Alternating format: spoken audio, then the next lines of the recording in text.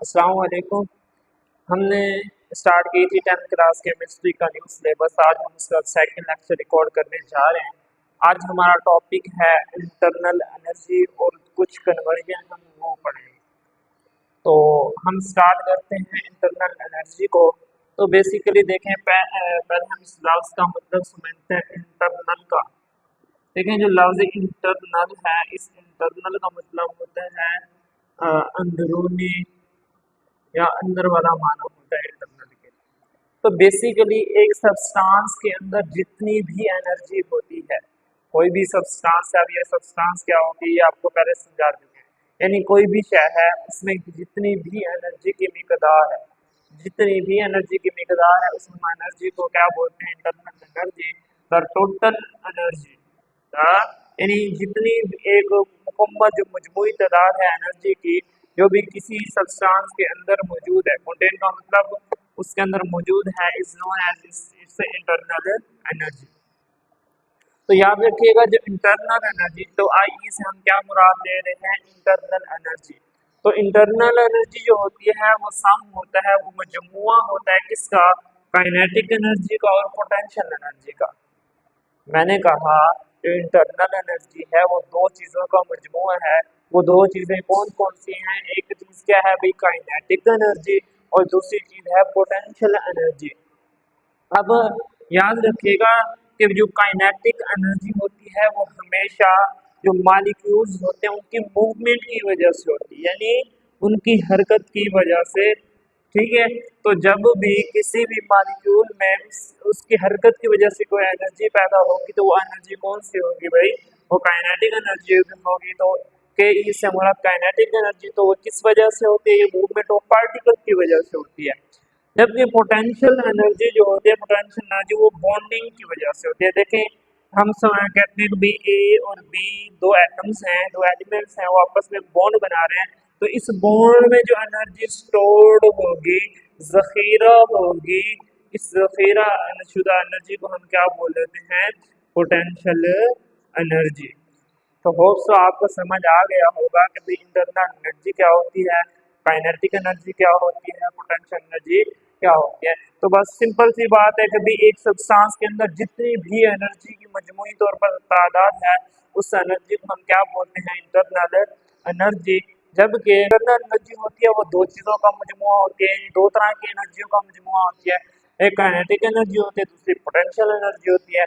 तो हमने कहा जो काइनेटिक एनर्जी होती है वो मॉलिक्यूल्स या पार्टिकल्स की मूवमेंट यानी हरकत की वजह से होती है। और जो हमारी बॉन्ड जो पोटेंशियल एनर्जी होती है वो हमेशा मॉलिक्यूल्स के दरमियान बॉन्डिंग की वजह से होती है। एक कॉन्सेप्ट इंतहाई अहम है, उस कॉन्सेप्ट को आपको समझना लाजमी है। क्यों? क्योंकि अगर वो आप कॉन्सेप्ट समझ जाएंगे तो आगे जो अभी हम पढ़ने जा रहे हैं कन्वर्जेंस को, किस चीज़ को पढ़ने जा रहे हैं भाई? कन्वर्जेंस को। तो तब्दीलियाँ, कन्वर्जन यानी तब्दीलियों को अभी हम पढ़ने जा रहे हैं। तो इन तब्दीलियों को समझने के लिए एक कॉन्सेप्ट आपके दिमाग में होना चाहिए।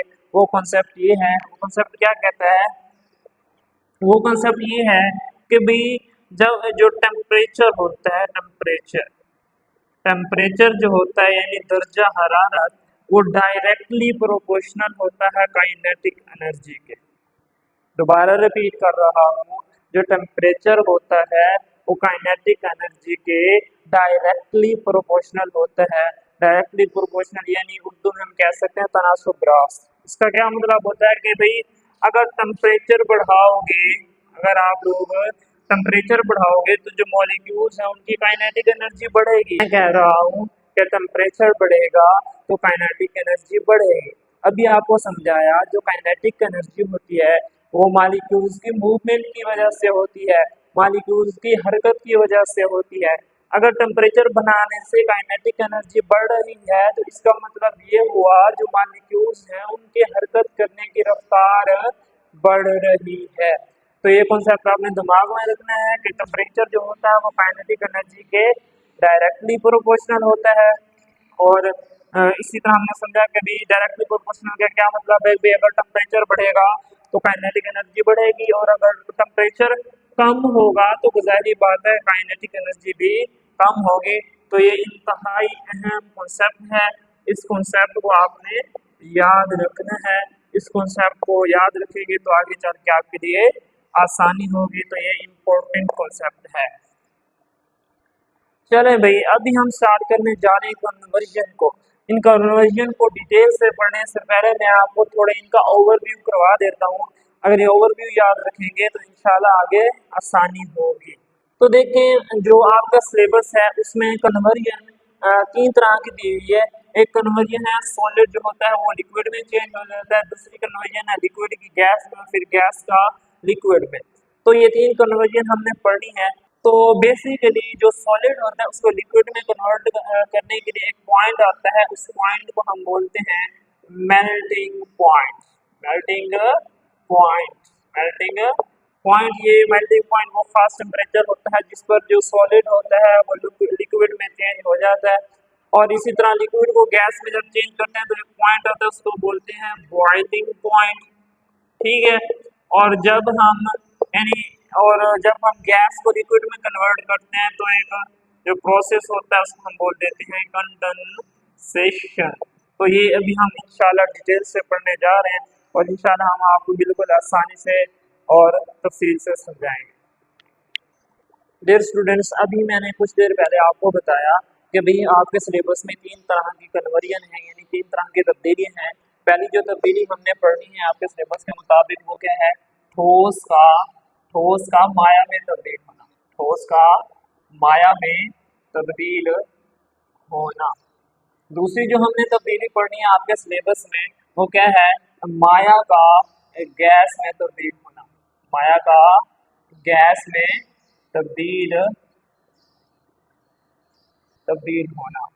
और तीसरी जो हमने कन्वर्जन पढ़नी है वो ये है कि गैस का माया में तब्दील होना। तो ये तीन तरह की कन्वर्जन हमने आपके सिलेबस में पढ़नी है। तो बिल्कुल आसान है, सिर्फ 4 से 5 इनके 4 पॉइंट्स इनके पढ़ने हैं। सिर्फ 4 पॉइंट्स इनके पढ़ने हैं, आपको आसानी से इंशाल्लाह समझ आ जाएगी। चले देखें भाई, जो तीन कन्वर्जन है इनमें से जो दो कन्वर्जन है ना, पहली और दूसरी, यानी जब आप ठोस को माया में तब्दील करना चाहें या फिर माया को गैस में तब्दील करना चाहें तो इन दोनों सूरतों में आप हीट करोगे। यानी हीट करने का मतलब आप टेम्परेचर बढ़ाओगे, टेम्परेचर इंक्रीज करोगे, टेम्परेचर आप बढ़ाओगे। मैंने आपको बोला कि भाई अगर आप ठोस को माया में तब्दील करना चाहते हैं या फिर माया को आप गैस में तब्दील करना चाहते हैं तो इन दोनों सूरतों में आप टेम्परेचर को बढ़ाओगे, यानी आप हीट करोगे। अगर सॉलिड को लिक्विड में यानी ठोस को लिक्विड में माया में तब्दील करना है तो फिर भी आप सॉलिड को क्या करोगे, हीट करोगे। और अगर आपने लिक्विड को गैस में तब्दील करना है तो उस वक्त भी आप लिक्विड को क्या करोगे, हीट करोगे। लेकिन जो तीसरी सूरत है जिसमें हम गैस को लिक्विड में चेंज करते हैं तो उस सूरत में हम क्या करते हैं कि भाई गैस को हम कूल करते हैं, टेम्परेचर बढ़ाते नहीं है। चले भाई हम स्टार्ट करते हैं। पहली कन्वर्जन वो क्या है, conversion of solid into liquid. तो ये समझाने से पहले मैं आपको ये याद दिलवाता चलूं जो हमने पहले पढ़ा था। जो हमारा सॉलिड होता है, सॉलिड उसमें जो पार्टिकल्स होते हैं उनकी एक खास तरतीब होती है, उनकी खास तरतीब होती है। ठीक है। तो देखें, जब भी आप सॉलिड को हीट करते हो, कोई भी सॉलिड है आप उसको क्या करते हो भाई, हीट करते हो। तो हीट करने से क्या होता है कि हीट करने का मतलब आप टेम्परेचर बढ़ा रहे हो। तो जैसे ही आप टेम्परेचर बढ़ाते हो तो अभी कुछ देर पहले आपको एक कॉन्सेप्ट सिखाया, एक कॉन्सेप्ट समझाया कि भाई जब भी किसी भी चीज की का टेम्परेचर बढ़ाते हो या जिसको हीट देते हो तो उसकी जो काइनेटिक, जो उसके जो पार्टिकल्स होते हैं उनकी काइनेटिक एनर्जी बढ़ जाती है।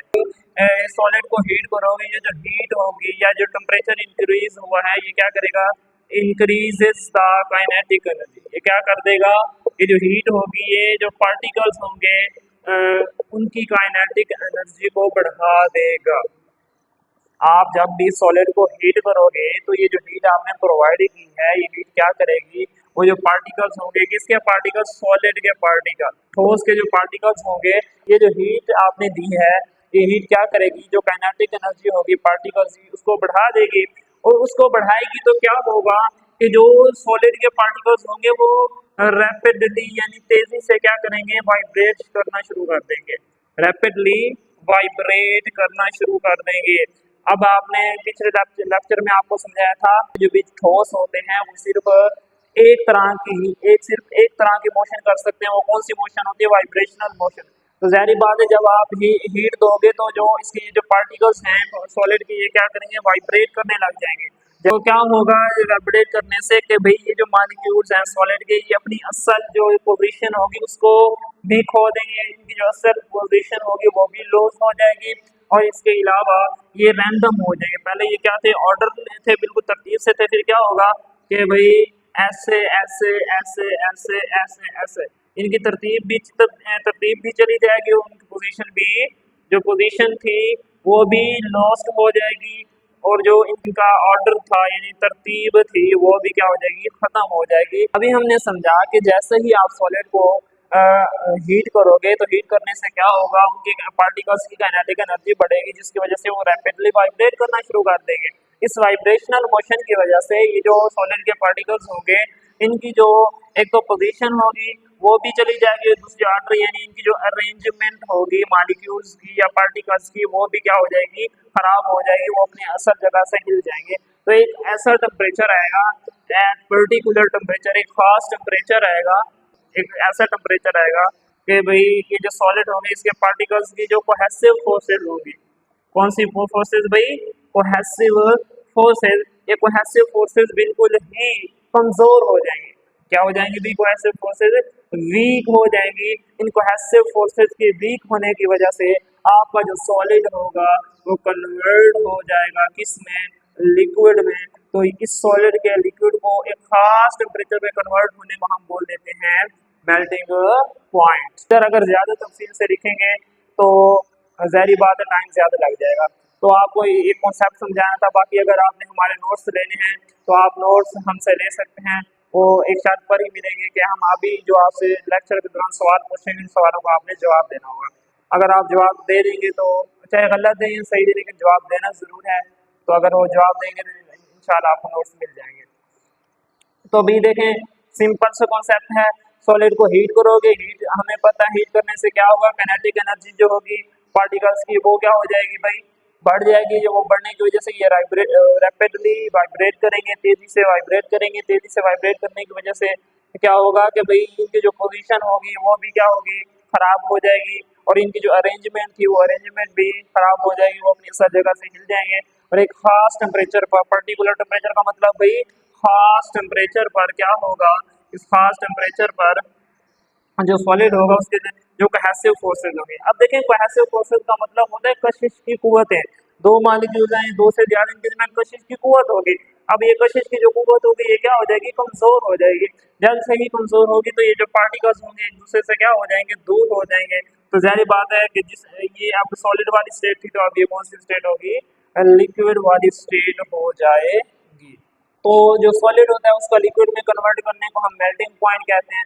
तो आप मेल्टिंग पॉइंट की ऐसी डेफिनेशन कर सकते हो कि विद पर्टिकुलर टेम्परेचर, एक खास टेम्परेचर एट विच जिस पर solid is converted into liquid is known as the melting point. हमारे नोट्स हैं, उस नोट्स में बिल्कुल एक ऑर्डरली सारी चीजें लिखी हुई हैं जिससे आप याद करके अच्छे नंबर ले सकते हैं। अब हम पढ़ने जा रहे हैं लिक्विड का गैस में तब्दील होना। तो याद रखिएगा जब भी आप लिक्विड को हीट करोगे, लिक्विड को क्या करोगे? हीट करोगे तो जाहिर बात है हीट करने का मतलब हम टेम्परेचर बढ़ा रहे हैं। अगर हम टेम्परेचर बढ़ा रहे हैं तो इसका मतलब जो मॉलिक्यूल्स हैं उनकी काइनेटिक एनर्जी क्या हो रही है? इंक्रीज हो रही है। काइनेटिक एनर्जी इंक्रीज हो रही है। तो जब हम लिक्विड को हीट करते हैं तो जाहिर बात है हीट करने से काइनेटिक एनर्जी जो पार्टिकल होंगे, लिक्विड के पार्टिकल होंगे, उनकी काइनेटिक एनर्जी इंक्रीज हो जाएगी।